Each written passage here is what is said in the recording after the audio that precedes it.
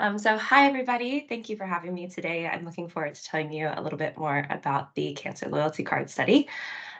Before I go into the study, I wanted to briefly mention about the Cancer Loyalty Card study, or as we call it, CLOCKS team. We are a group of multidisciplinary researchers, including James Flanagan, who is the chief investigator of the study and is a reader in epigenetics at Imperial. I'm an epidemiologist, as Harriet has pointed out, on the team. And then we also have Yasmin Hurst, who was formerly based at UCL, but is now at the University of Lancashire. She's a behavioral scientist on the team. And then Sudha Sundar, who's based at the University of Birmingham. She is a clinical oncologist and specializes in gynecological oncology. And then also Mark Shadow-Hyam, based at Imperial, who is the statistician we work with as well. We also have been working with specialists in information governance to make sure that we are collecting and storing data properly in line with Data Protection Act 2018, as well as GDPR. We've also had some colleagues in web support and social media advertisement, which I'll tell you a little bit more about in a bit.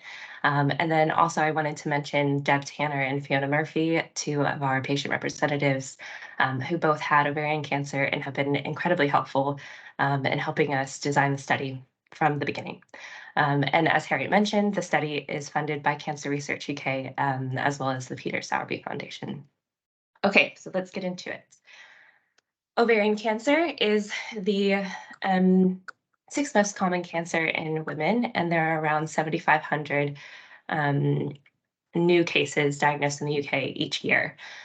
The symptoms of ovarian cancer include feeling full quickly, a loss of appetite, abdominal pain, as well as needing to wee more often, tiredness, weight loss, change in bowel habit.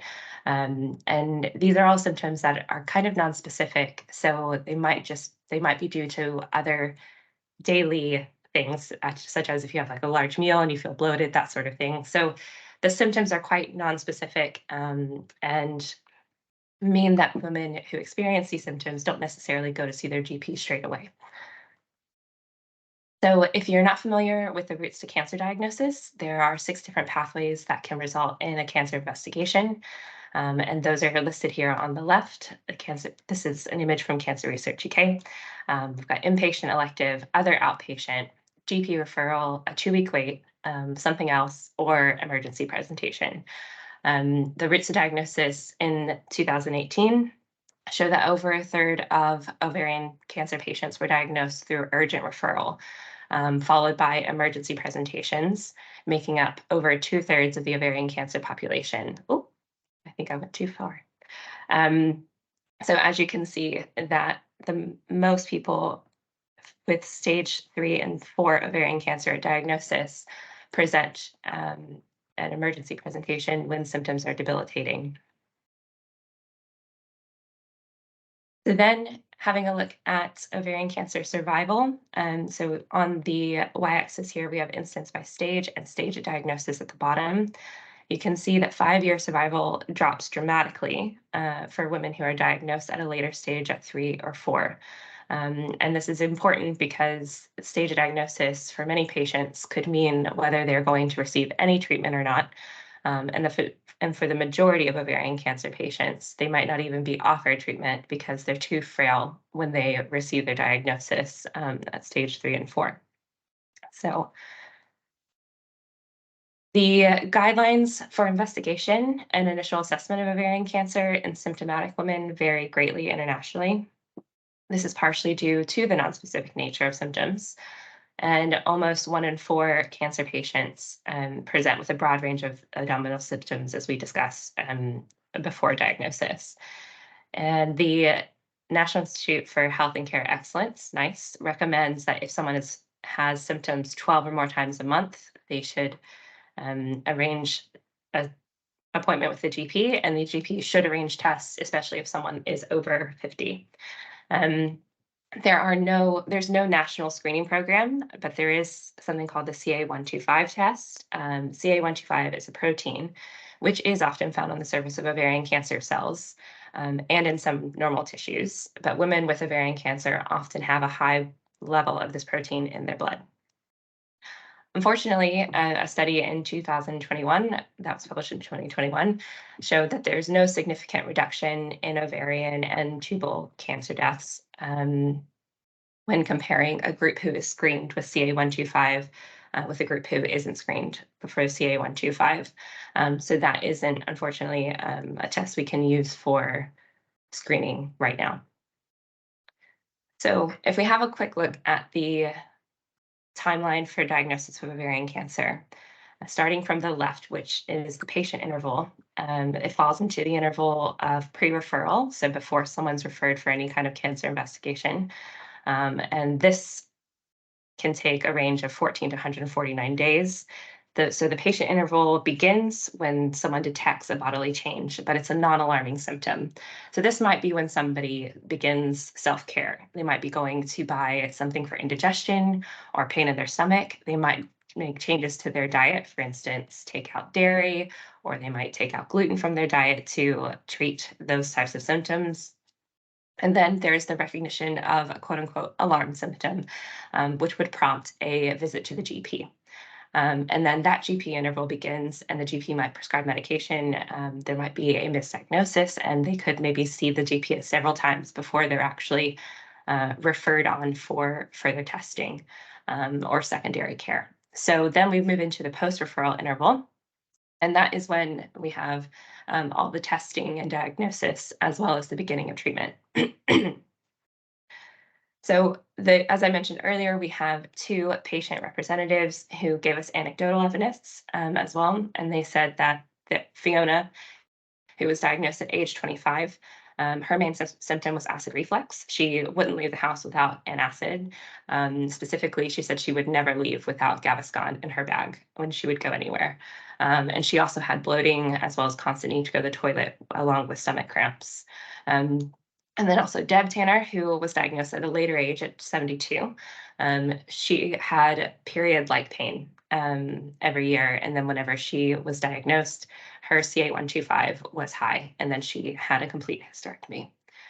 So all of these sort of bits of information come together, and it made us wonder, can we measure changes in self-care behaviors using loyalty card data collected by high street retailers? So loyalty card data will tell you about all the purchases someone is making at that retailer. And what if we can find that people are changing their habits well before they go see their GP? So then, is there a significant change in purchasing behaviors among women with ovarian cancer before their diagnosis? So this led to the proof of concept study, where there was a small sample of ovarian cancer patients from one retailer, and it showed that there is a potential for a signal and an increase in purchases of pain and indigestion medications that warrants further investigation. So you can see there is an uptick here in the months before diagnosis, and then obviously there's the increase continues post-diagnosis. So what we aim to do, I joined the study in 2019, and our goal was to recruit 500 ovarian cancer patients from NHS tertiary sites around the UK. And the plan was to give those ovarian cancer patients a paper questionnaire, which asked about risk factors for ovarian cancer so we could assess ovarian cancer risk. We asked them about their shopping habits, how often they shop, how often they use their loyalty card, as well as when they realized that they were developing symptoms that were different to the usual. And then as well as the number of people in the household. Because if you have a loyalty card and you go to do your weekly shopping, you might be buying items for other people in your household. So that just helps us gauge a little bit more about how many people are using what they're buying in their purchases. And then also there's a clinical questionnaire that the clinical team at the NHS site would complete to tell us a little bit more about their diagnosis state and the type of ovarian cancer and stage of diagnosis that the case has. We also aimed to recruit 500 controls who did not have ovarian cancer. We aimed to recruit through various different strategies, firstly through social media recruitment. So we ran ads on Facebook for that, as well as we trialed sending out an email recruiting women to take part in the study through one of the retailers, just to see if there would be an increase in participation through that route. Also, they would complete an online questionnaire asking about the same risk factors that was in the paper questionnaire for ovarian cancer patients, and then also asking about shopping habits and number of people in the household. And for online recruitment, we also had to ask controls for ID verification. And this is strictly for data protection and information governance guidelines. So people had to attach a copy of an ID, a photo ID, as well as a proof of address to make sure that they were who they say they were. And then we would request their card details for their loyalty cards from 2 different high street retailers. People were eligible to take part if they had one of either or both. So we would just ask for the card number and the name on the card, and that's how we would facilitate the transfer of loyalty card data. So participant recruitment was a bit challenging. As you can see the left here, we began recruitment at the start of 2020, and things were going well until about March 2020, which I think everybody here will understand that was the beginning of the COVID-19 pandemic in the UK.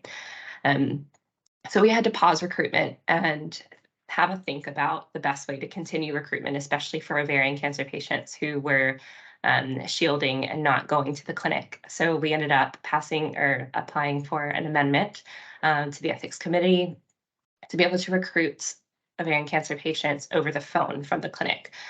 So that was a new method of recruitment for ovarian cancer patients. And you can see here that we resumed ovarian cancer patient recruitment in about October of 2020. And then for controls who were being recruited online, we began that recruitment sort of August, September of 2020. So this is where we have the Facebook advertisement for about 8 months. And then we also had some new women take part due to word of mouth and Imperial and the retailer's pilot email that I mentioned. So in the end, we had patient recruitment from 12 NHS sites, and we ended up with 182 ovarian cancer patients across the UK, as well as 427 questionnaires submitted for women without ovarian cancer online. So, like I said, we ended up with 182 and 427 controls who were all eligible for the ovarian cancer risk analysis that we wanted to use their information for. And then we ended up, after some further exclusions, specifically for controls for insufficient ID verification, that would mean that their IDs didn't match, like their name on their ID didn't match the name that they gave us for their loyalty card. So we had 178 cases who were eligible for loyalty card requests, and then 160 controls who were also eligible for a loyalty card request. And then we would send over the card details to the retailer, and they would come back and say whether or not someone matched their records or not. And then we ended up with loyalty card data for 153 cases and 120 controls who were eligible for the loyalty card analysis. So we then received that information, and on the left here we have the first result, which was the cumulative pain and indigestion purchases among women with and without ovarian cancer. So in the red line here, you see that there is an uptick in pain and indigestion medication for cases in the months leading up to diagnosis. So here we have about 8 months before diagnosis, and you can see there is a steady increase when you compare that with the controls who seem a little bit more steady, right? And then on the right here, we have the purchases summed on a sliding 3-month window for cases and controls, comparing the purchases or comparing all purchases of both pain and medication, or pain and indigestion medication bought together. We use the Fisher's exact test, to calculate the odds ratio and significance of enrichment at each month prior to diagnosis. So that's what you see here. And that there is a significant increased risk for ovarian cancer for purchases of indigestion and pain medication 8 months prior to diagnosis, which does kind of correlate with the uptick that we see in the cumulative purchases as well. We then use conditional logistic regression, matching cases and controls on age, and then also adjusting for the oral contraceptive pill use, which is associated with risk of ovarian cancer, as well as adjusting for household number for purchases.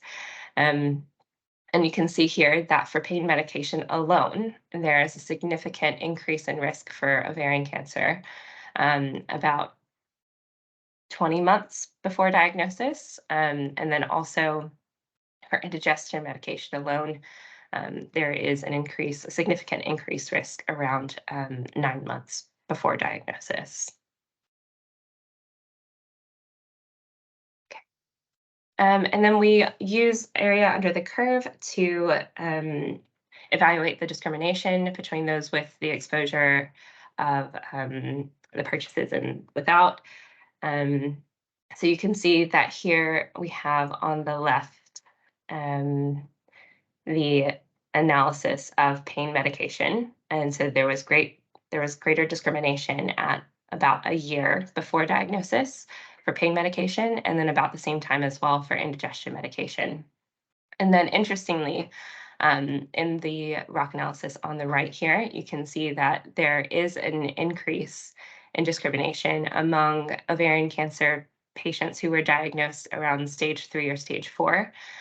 So maybe they were beginning to experience debilitating symptoms, so pain and more acid reflux kind of indigestion symptoms over a year before diagnosis. When you compare that to cases who were diagnosed at stage 1 or 2, they may have been experiencing less sort of severe symptoms. So these are some of the results that we had from the from the questionnaires. We asked participants about when they first recalled their first symptom, and then when they went to the GP.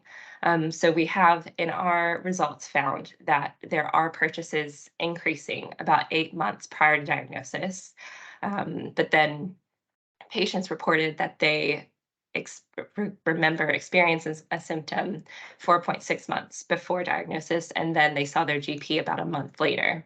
And 45 had no GP visit in this study as well.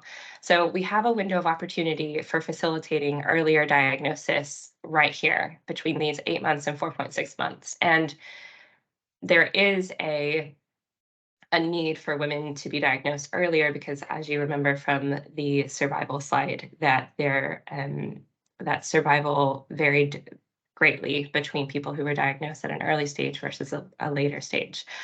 So that is kind of our goal at some point, is to facilitate this earlier diagnosis. And we're working quite closely with our behavioral scientist, Yaz, who I mentioned at the beginning, to figure out the best way to facilitate that. We do have lots of limitations in this study, as I'm sure many of you have thought of already. So basically, purchase doesn't actually mean that someone's consuming the item that they purchased. So that's why we have been asking a lot about how many people are in their household, trying to figure out how many people they are buying for as well. Also purchasing without the use of loyalty cards, so we're not actually getting a full description of what people are purchasing if they don't use their card, because nothing gets recorded without using the loyalty card. So we are aware of that. But we did ask participants how often they use their loyalty card, and the majority of participants reported using it reported using it most of the time as well. So then also we did some acceptability of data sharing and found that reduces by age. So as you can see on the right here, this is the age distribution of cases and controls. So we had a greater number of cases in the older age groups, and then a greater number of controls in younger age groups, but that's purely due to the fact that ovarian cancer is diagnosed at a later age. So it's just a little bit, it is a limitation that it's harder to request data sharing from women who are of an older age bracket because the acceptability isn't quite there. And then also we have a limitation with identity verification. So, so as you saw earlier, we had about 420 questionnaires come through online, but then several didn't meet the identity verification step, which meant that we couldn't then request their loyalty card data.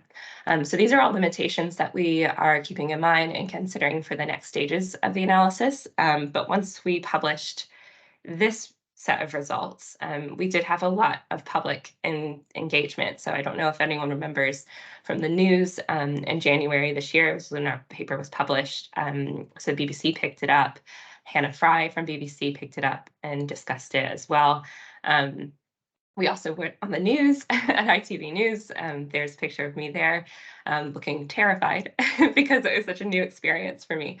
But it was really interesting to get the public so involved and to see what the media wanted to say about it.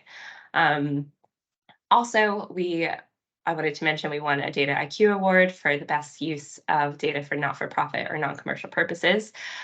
So that was exciting to have the study recognized there as well. And then next steps. So at the moment, we are working under a primer award from Cancer Research UK. We've recently had ethics approval for this and are hoping to begin recruitment in early 2024. So for this, we are expanding to other cancer types. So on the left here, you can see we're going to be having a look at colon, esophageal, stomach, liver, pancreatic, vulval, uterine, and bladder cancers, all of which have these non-specific symptoms. So there's kind of a similar issue to ovarian cancer in that sense. So we're hoping to recruit patients with these cancer types, in early 2024. We'll also be looking at diet and ovarian cancer risk because there have been some studies that show that there is an increased risk based off of diet, but those are all based off of food frequency questionnaires, which can have some bias because I don't know about many of you, but I don't always remember what I've eaten in the last month or even the last year. So we are going to be using loyalty card data, which actually tells us the type of products that people are buying and potentially consuming. So that's also going on at the moment. And then also there is a limitation expanding out to these other cancer types because 80% of loyalty card holders are female. So for the cancer types where obviously males can also have colon, esophageal, stomach, liver, pancreatic cancers, and bladder cancers. So there is potentially a limitation there because maybe we won't be getting as much information about their purchases that we would normally have for females for female-specific cancers. So that is something that we are trying to work towards finding a solution for.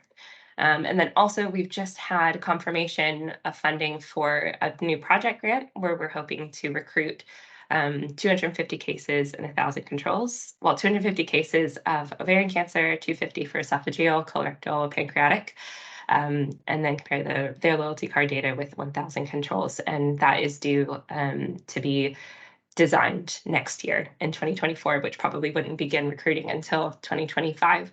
But yes, so that's what's coming up next for the study. There's a lot of different opportunities, I think, with this work. And yeah, stay tuned.